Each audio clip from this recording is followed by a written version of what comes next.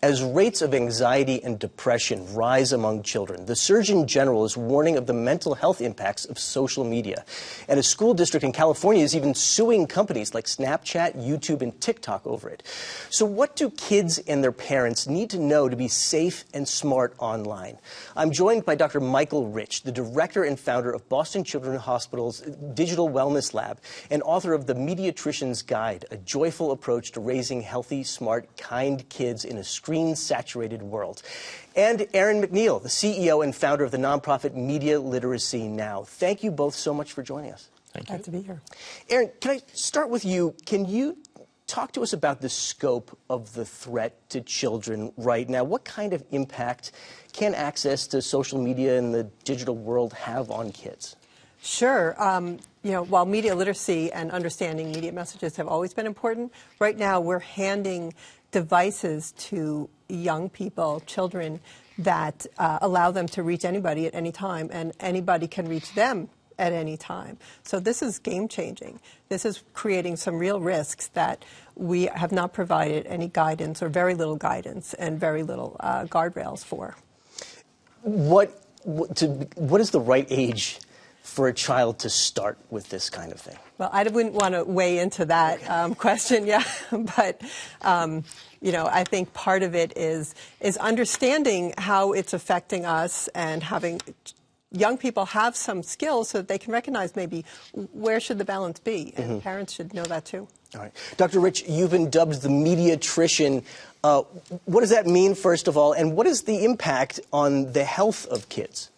Well, a mediatrician is a pediatrician who is obviously focused on the health and development of children from infancy right through to young adulthood. And that is now happening in an environment that's dominated by screens.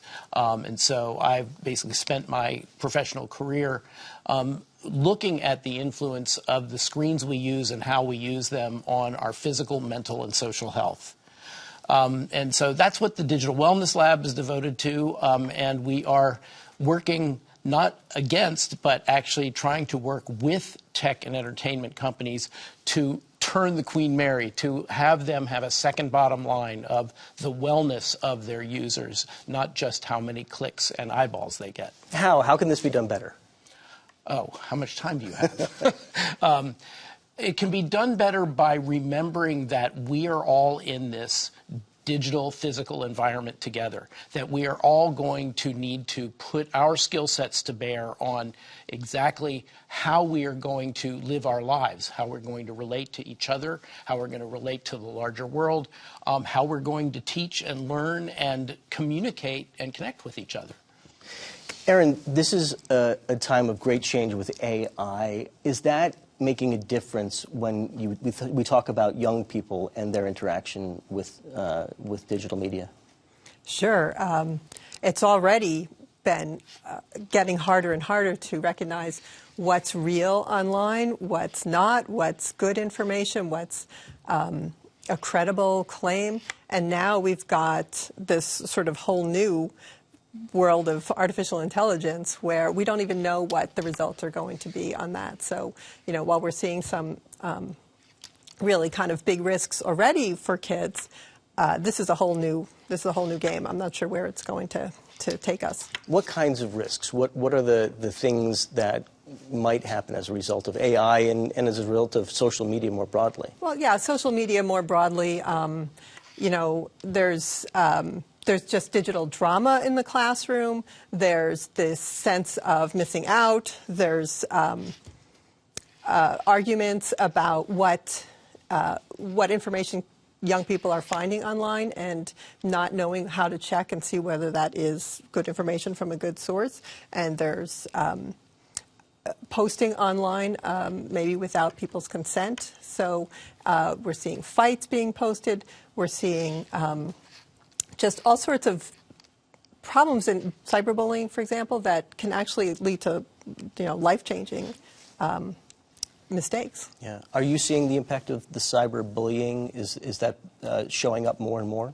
Well, I think problems directly related to the interactive media environment are showing up a lot, to the point where we've now had a children's since 2017 the Clinic for Interactive Media and Internet Disorders, and we are packed wall to wall with kids who've kind of gone down the rabbit hole of gaming, of social media, pornography, and what we call information binging, which is the endless YouTube, Reddit, Quora that these kids are using.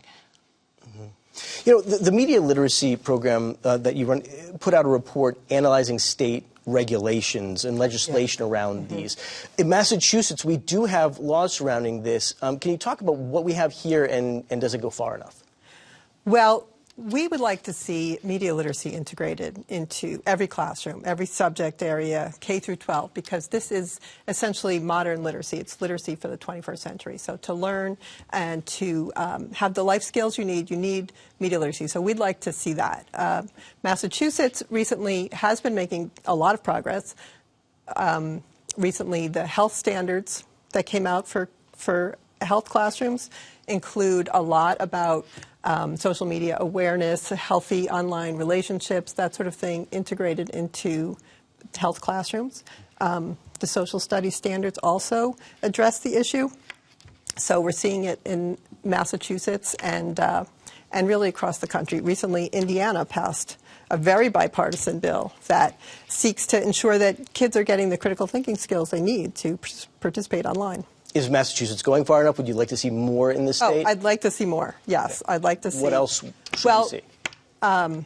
Teacher professional development, teacher pre-service training, and again, standards for every subject area. So that includes science, math, English. Okay, great. That's what the states can do, what schools can do. What about parents? You know, what does the pediatrician have to say for parents about dealing with this kind of thing? Well, first of all, I want to allay their fear. Right? I think there's a lot of fear-mongering out there, and no good decision is made out of fear. What we need to do is help parents feel comfortable in the digital environment, to learn with their kids, but to have it be an open dialogue from the moment they start using any screens at all. People often ask me, when should kids learn media literacy? And I say, the moment they start using media, because this is the way we communicate with each other now. But I think that that we have to remember that parents are their first and best teacher to their children. And I usually encourage them to do what I call the 3 M's. Model the behavior with media that you want them to have. Don't be yelling at them about their video game while staring at your all-important smartphone. Right. Mentor them with it. So help them learn to use these very powerful tools. A smartphone is more than 1 million times more powerful than the computer that landed us on the moon. But to learn with them how to use these devices, sit down and play the video games with them, go on social media with them, and finally to monitor their use, have their usernames and passwords. The parents and the kids both push back against this. The parents, because they say, I don't have the time. The kids because say, I need my privacy. But the reality is when it is an open dialogue, it is a place where they can parent in the digital space. And so when the kid comes across something that confuses, upsets, weirds them out, they know they can come to their parent. They don't have to hide it. Yeah. Aaron, what about the responsibility of technology companies? Are they doing enough, and what else can they be doing?